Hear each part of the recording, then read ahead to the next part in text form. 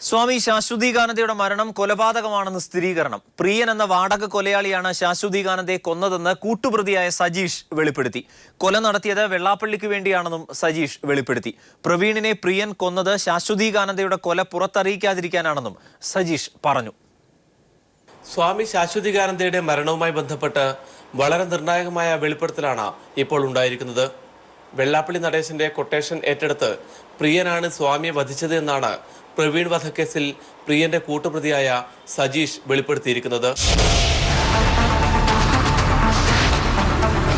വെള്ളാപ്പള്ളി നടേശന്റെയും മകൻ തുഷാർ വെള്ളാപ്പള്ളിയുടെയും നിർദ്ദേശപ്രകാരം പ്രിയനും സംഘവും ശാശ്വതീകാനന്ദയെ വധിക്കുകയായിരുന്നുവെന്ന ഞെട്ടിക്കുന്ന വെളിപ്പെടുത്തലാണ് പ്രിയന്റെ ആത്മമിത്രവും പ്രവീൺ വധക്കേസിലെ കൂട്ടുപ്രതിയുമായ സജീഷ് നടത്തിയിരിക്കുന്നത്.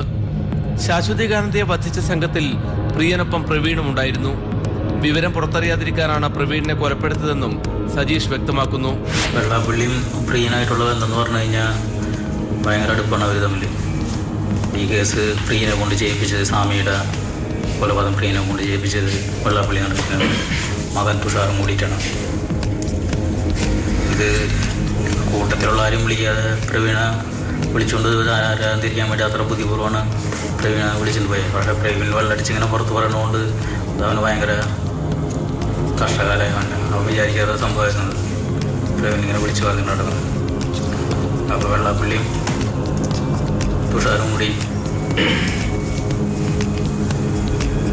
തീരുമാനിച്ചിട്ടാണ് ഇങ്ങനെ ഒരു സംഭവത്തിന് പ്രവീണ കൊല്ലുന്നത്.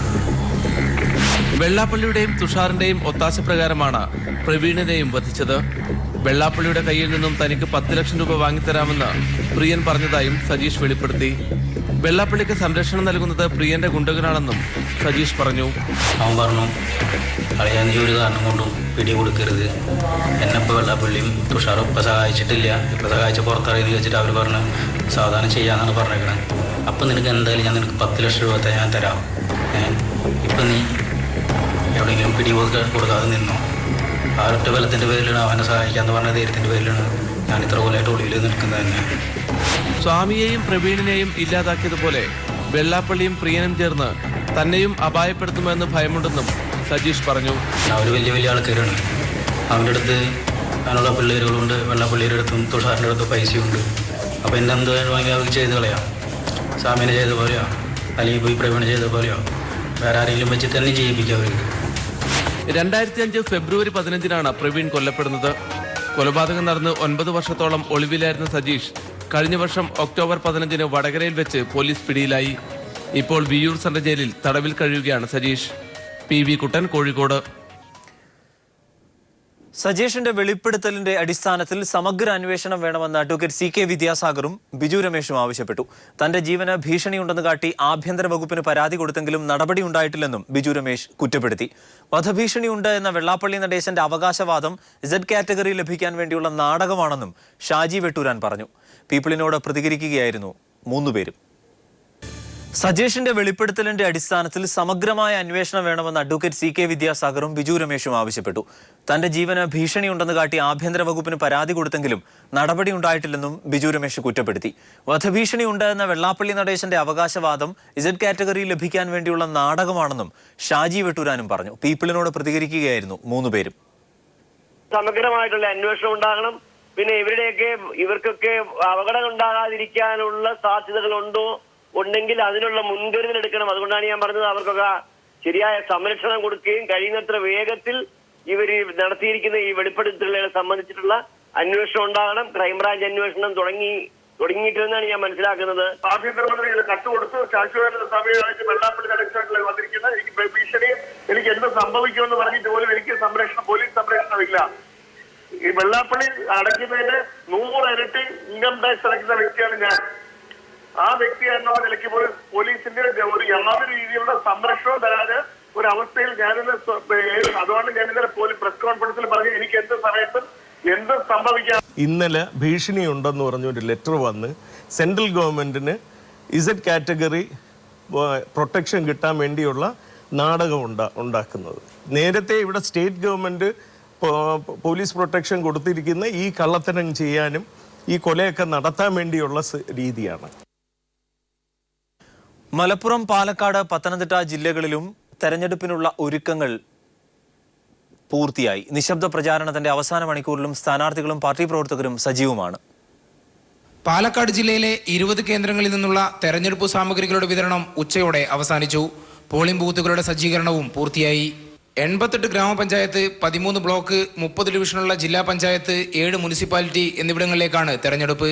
6466 സ്ഥാനാർത്ഥികളുള്ള പാലക്കാട് ജില്ലയിൽ 21,31,322 വോട്ടർമാരാണുള്ളത്. സ്ഥാനാർത്ഥികൾ എല്ലാവരും നിശബ്ദ പ്രചരണത്തിലും സജീവമായി. അടിയൊഴുക്കുകൾ തങ്ങൾക്ക് അനുകൂലമാക്കാനുള്ള ശ്രമത്തിലായിരുന്നു മുന്നണികൾ. ഏറ്റവും കൂടുതൽ തദ്ദേശ സ്ഥാപനങ്ങളുള്ള മലപ്പുറത്തും ഒരുക്കങ്ങൾ പൂർത്തിയായി. 94 ഗ്രാമപഞ്ചായത്ത്, 15 ബ്ലോക്ക്, 32 ഡിവിഷനുള്ള ജില്ലാ പഞ്ചായത്ത്, 12 നഗരസഭ എന്നിവിടങ്ങളിലേക്കാണ് തെരഞ്ഞെടുപ്പ്. 24 പഞ്ചായത്തിലും കൊണ്ടോട്ടി നഗരസഭയിലും കരുവാരക്കുണ്ട് ബ്ലോക്കിലും ലീഗും കോൺഗ്രസും ചേരിതിരിഞ്ഞാണ് മത്സരിക്കുന്നത്. 3911 ബൂത്തുകളാണ് സജ്ജീകരിച്ചിരിക്കുന്നത്. വോട്ടർമാരെ പരമാവധി കാണാനുള്ള ശ്രമത്തിലായിരുന്നു സ്ഥാനാർത്ഥികൾ.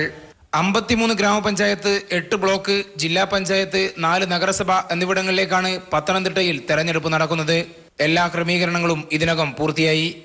വിമതശല്യവും ഘടകകക്ഷികൾ തമ്മിലുള്ള മത്സരവും പത്തനംതിട്ടയിൽ അവസാന നിമിഷവും UDFന് തലവേദനയായി തുടരുകയാണ്. News bureau, Pathanamthitta, Malappuram, Palakkad. മധ്യ കേരളത്തിലെ 4 ജില്ലകളിലും തെരഞ്ഞെടുപ്പ് സാമഗ്രികളുടെ വിതരണം പൂർത്തിയായി. തദ്ദേശ ഭരണ തെരഞ്ഞെടുപ്പിലേക്ക് ഇലക്ട്രോണിക്സ് വോട്ടിംഗ് യന്ത്രം ഉപയോഗിക്കുന്നത് ആദ്യമായതിനാൽ അതീവ ശ്രദ്ധയോടെയാണ് ജില്ലാ ഭരണകൂടങ്ങൾ തെരഞ്ഞെടുപ്പ് പ്രവർത്തനങ്ങൾ ഏകോപിപ്പിക്കുന്നത്. പ്രശ്നബാധിത ബൂത്തുകളുടെ എണ്ണവും മധ്യ കേരളത്തിൽ കൂടുതലാണ്. എറണാകുളം ജില്ലാ കോൺഗ്രസിൽ പൊട്ടിത്തെറി. പാർട്ടിയിലെ ഗ്രൂപ്പിസത്തിനെതിരെ പ്രതികരിച്ച ഭദ്രയ്ക്കെതിരെ N വേണുഗോപാലും ടോണി ചമ്മിണിയും രംഗത്തു വന്നു. അധികാരത്തിലിരുന്ന് ആനുകൂല്യം പറ്റിയിട്ട് ഭദ്ര ഇപ്പോൾ നന്ദികേട് കാണിക്കുകയാണെന്ന് ഇരുവരും പറഞ്ഞു. ടോണി ചമ്മിണിക്ക് തന്നെ വിമർശിക്കാൻ എന്തവകാശമാണുള്ളതെന്ന് ഭദ്ര പ്രതികരിച്ചു. തെരഞ്ഞെടുപ്പിന് മണിക്കൂറുകൾ മാത്രം മുന്നിൽ നിൽക്കെ ഭദ്ര നടത്തിയ വിമർശനം കോൺഗ്രസ് ജില്ലാ നേതൃത്വത്തെ അക്ഷരാർത്ഥത്തിൽ പ്രതിസന്ധിയിലാക്കിയിരിക്കുകയാണ്. ഇതിൽ നിന്ന് കരകയറാൻ വ്യക്തിപരമായ വിമർശനവുമായി കോൺഗ്രസ് നേതൃത്വം നേരിട്ട് രംഗത്തിറങ്ങി. ഭദ്രയുടേത് രാഷ്ട്രീയ അപക്വതയാണെന്നും പ്രസ്താവനയോടെ അവർ സ്വയം അപഹാസ്യയായതായി മുൻ മേയർ ടോണി ചമ്മിണി പറഞ്ഞു. അർഹരായ പലരെയും തഴഞ്ഞാണ് ഭദ്രയ്ക്ക് അവസരം കൊടുത്തത്. പക്വതയില്ലാത്തവരെ പ്രധാന സ്ഥാനങ്ങളിലേക്ക് പരിഗണിക്കരുതെന്ന മുന്നറിയിപ്പാണ് ഇതെന്നും ടോണി ചമ്മിണി പറഞ്ഞു. പാർട്ടികളെ ക്ഷീണം ചെയ്തത് അനവസരത്തിൽ പറഞ്ഞ ആളുകൾ സ്വയം എക്സ്പോസ്ഡ് ആയി എന്നുള്ളതാണ് പ്രശ്നം. വാസ്തവത്തിൽ അർഹരായ ആളുകളെ പോലും ഞങ്ങൾ ഒഴിവാക്കി എന്നുള്ളതാണ് ഇപ്പോൾ ഞങ്ങൾ ചെയ്ത തെറ്റെന്ന് ഇപ്പോൾ ഞങ്ങൾക്ക് തോന്നുന്നത്. ഭരണത്തിലെ ആനുകൂല്യമെല്ലാം പറ്റിയ ശേഷം ഇപ്പോൾ ഭദ്ര നടത്തുന്ന പ്രസ്താവന നീതീകരിക്കാനാവില്ലെന്ന് KPCC general secretary N Venugopal പ്രതികരിച്ചു. ബുദ്ധിമുട്ടുണ്ടായിരുന്നെങ്കിൽ അവർക്ക് നേരത്തെ രാജിവെക്കാമായിരുന്നുവെന്നും അദ്ദേഹം ചൂണ്ടിക്കാട്ടി. അതേസമയം ഭദ്രയുടെ വിമർശനവും അവർക്കെതിരെ കോൺഗ്രസ് നടത്തുന്ന കടന്നാക്രമണവും ഇതിനകം കോർപ്പറേഷൻ തെരഞ്ഞെടുപ്പിൽ സജീവ ചർച്ചയായി കഴിഞ്ഞു. News bureau, Kochi. മലപ്പുറത്ത് മുസ്ലിം ലീഗിന്റെ രാഷ്ട്രീയ പകപോക്കൽ. LDF പ്രചാരണത്തിൽ പങ്കെടുത്തതിന് വെളിയങ്കോട് പുതുവളപ്പിൽ ഖദീജയും കുടുംബത്തെയും വീട്ടിൽ നിന്ന് ഇറക്കിവിട്ടു. പാവങ്ങൾക്ക് വീട് നൽകുന്ന ശിഹാബ് തങ്ങൾ റിലീഫ് പദ്ധതിയിൽ നിന്ന് കുടുംബത്തെ ഇറക്കിവിട്ടത് മുസ്ലിം ലീഗ് പ്രാദേശിക നേതൃത്വമാണെന്ന് ഖദീജ പീപ്പിൾ TVയോട് പറഞ്ഞു. വെളിയങ്കോട് തണ്ണിത്തുറ പുതിയ വളപ്പിൽ ഖദീജയെയും കുടുംബത്തെയുമാണ് ഇറക്കിവിട്ടത്. ബൈത്തുർ റഹ്മ പദ്ധതിയിൽ മുസ്ലിം ലീഗ് വെച്ച് നൽകിയതാണ് 4 സെന്റ് സ്ഥലവും വീടും. ഖദീജയുടെ മകൻ LDF പ്രചരണത്തിൽ പങ്കുചേർന്നതിനാണ് പകപോക്കൽ. ഇന്നലെ എൻ്റെ മോന് കോളേജിട്ട് വന്നിട്ട് ഇതേപോലെ ചുവപ്പ് തോപ്പി വരച്ചിട്ട് അവരേറ്റ് ഇതിൽ നടന്നു വന്നിട്ട് മുന്നിക്ക് വേറെ 2-3 ആളുണ്ടായിരുന്നു. അവർ വന്നിട്ട് പറഞ്ഞ് നിങ്ങൾ നിലക്ക് നിന്നില്ലെങ്കിൽ വീട് തിരിച്ചു മേടിക്കും. എനിക്ക് കുറച്ച് പൈസ ചിലവായിട്ടുണ്ട്. അടുക്കള ഒന്നും ഉണ്ടായിരുന്നില്ല, അടുക്കള കൂട്ടിയിട്ട്. അപ്പം അതെനിക്ക് കിട്ടണം, എനിക്ക് വീട് വേണ്ട. തന്നിട്ട് ഒരു വർഷമായി, 2 വർഷം ആവാനായി സ്ഥലം തന്നിട്ട്. 1 വർഷമായി വീട് കിട്ടിയിട്ട്. ചാവി വന്നിട്ട് ഒരു 8 മാസം അടുക്കാം. എനിക്ക് അടുക്കള കൂട്ടാൻ പാകില്ലാത്ത കാരണം ഇതുവരെ പാർത്തുണ്ടായിരുന്നില്ല. മമ്മുണിക്ക. മത്സ്യത്തൊഴിലാളിയായ ഭർത്താവും 3 മക്കളുമാണ് ഈ വീട്ടിൽ താമസിച്ചിരുന്നത്. News bureau, Malappuram. ഫാസിസത്തിനെതിരെ LDFന് വോട്ട് അഭ്യർത്ഥിച്ചതിന് EK വിഭാഗം SYS സംസ്ഥാന സെക്രട്ടറി ഹമീദ് ഫൈസി അമ്പലക്കടവിനെ മാറ്റി. ഫൈസിക്കെതിരെ നടപടിയെടുക്കാൻ മുസ്ലിം ലീഗ് നേതൃത്വം പാണക്കാട് തങ്ങളോട് ആവശ്യപ്പെടുകയായിരുന്നു. EK വിഭാഗം SYS സംസ്ഥാന സെക്രട്ടറി സ്ഥാനത്ത് നിന്നാണ് ഹമീദ് ഫൈസി അമ്പലക്കടവിനെ മാറ്റിയത്. പ്രമുഖ വാഗ്മിയും കരുവാരക്കുണ്ട് യത്തീംഖാന പ്രിൻസിപ്പലുമാണ് ഹമീദ് ഫൈസി. രാജ്യത്തെ വർഗീയ ഫാസിസത്തിനെതിരെ LDFന് വോട്ട് ചെയ്യണമെന്ന് പരസ്യമായി ആവശ്യപ്പെട്ടതോടെ ഫൈസി മുസ്ലിം ലീഗിന്റെ ശത്രുവായിരുന്നു. ജില്ലാ പഞ്ചായത്തിലേക്ക് കരുവാരക്കുണ്ട് ഡിവിഷനിൽ നിന്ന് മത്സരിക്കുന്ന MSF സംസ്ഥാന പ്രസിഡന്റ് TK അഷ്റഫ് അലിക്കെതിരെ ഫൈസിയുടെ നേതൃത്വത്തിൽ കൺവെൻഷനും സംഘടിപ്പിച്ചിരുന്നു. തുടർന്ന് ലീഗ് നേതൃത്വം പാണക്കാട് തങ്ങളോട് ഫൈസിക്കെതിരെ നടപടിയെടുക്കാൻ ആവശ്യപ്പെടുകയായിരുന്നു. പറഞ്ഞു. മുസ്ലിം ലീഗിന്റെ രാഷ്ട്രീയ പകപോക്കലിനെതിരെ സമസ്തയിലും ഇതോടെ പ്രതിഷേധം ശക്തമായിട്ടുണ്ട്. News bureau, Malappuram. ബീഹാർ അവസാനഘട്ട തെരഞ്ഞെടുപ്പ് നാളെയാണ്. 57 മണ്ഡലങ്ങളിലായി 827 സ്ഥാനാർത്ഥികളാണ് ജനവിധി തേടുന്നത്. അതേസമയം ബീഹാറിൽ BJPയെ പരാജയപ്പെടുത്തണമെന്ന് ദില്ലി മുഖ്യമന്ത്രി അരവിന്ദ് കെജ്രിവാൾ ബീഹാർ ജനങ്ങളോട് അഭ്യർത്ഥിച്ചു. KM മാണി വിഷയത്തിൽ KPCC കടുത്ത നിലപാടിലേക്ക്. തെരഞ്ഞെടുപ്പിൽ തിരിച്ചടിയുണ്ടായാൽ മാണിയുടെ രാജി ആവശ്യപ്പെടാൻ പാർട്ടിയിൽ ആലോചന. മാണിയെ സംരക്ഷിച്ചാൽ തുടർ ഭരണത്തിനുള്ള സാധ്യത നഷ്ടപ്പെടുമെന്നും പാർട്ടിയിൽ അഭിപ്രായമുണ്ട്. 11-12 തീയതികളിൽ ചേരുന്ന KPCC നിർവാഹക സമിതി യോഗം മാണിയുടെ കാര്യത്തിൽ നിർണായക തീരുമാനമെടുത്തേക്കും.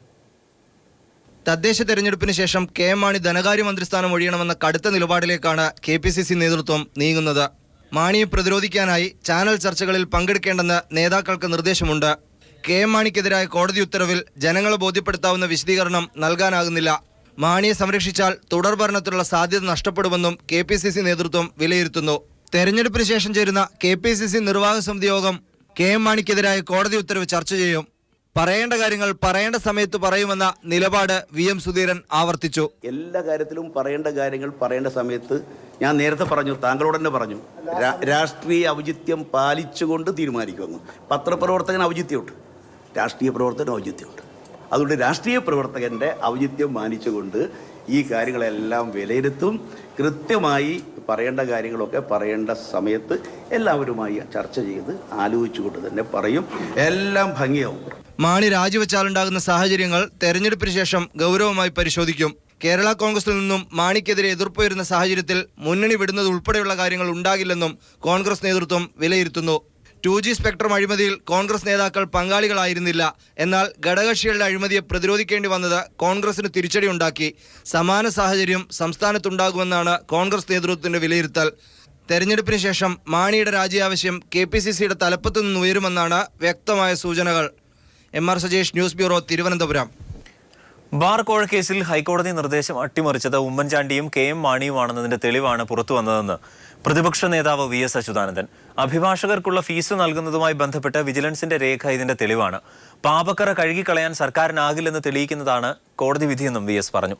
ബാർ കേസിൽ കൃത്യമായി തെളിവുകൾ കണ്ടെത്തിയതിന്റെ പ്രതികാരമാണ് ജേക്കബ് തോമസിനെ സർക്കാർ വേട്ടയാടുന്നത് എന്നും VS പ്രസ്താവനയിൽ ചൂണ്ടിക്കാട്ടി.